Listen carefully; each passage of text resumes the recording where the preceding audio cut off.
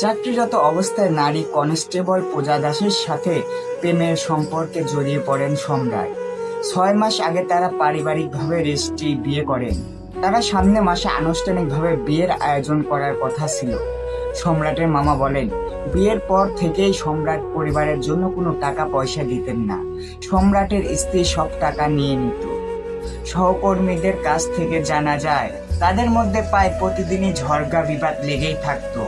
এরই মধ্যে স্ত্রীর পরকীয়ার বিষয়টি জানতে পারেন সম্রাট।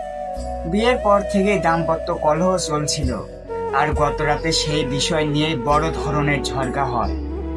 এসব কারণেই মানসিকভাবে ভেঙে পড়ছিলেন সম্রাট।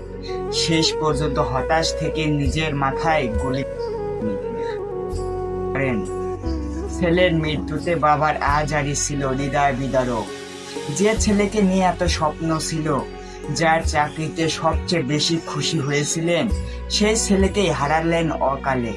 এই ঘটনা আবারও মনে করিয়ে দেয়, ভালোবাসা, বিশ্বাস, মানসিক কষ্ট কখনো কখনো একজন মানুষকে চরম সিদ্ধান্তের দিকে ঠেলে দেয়।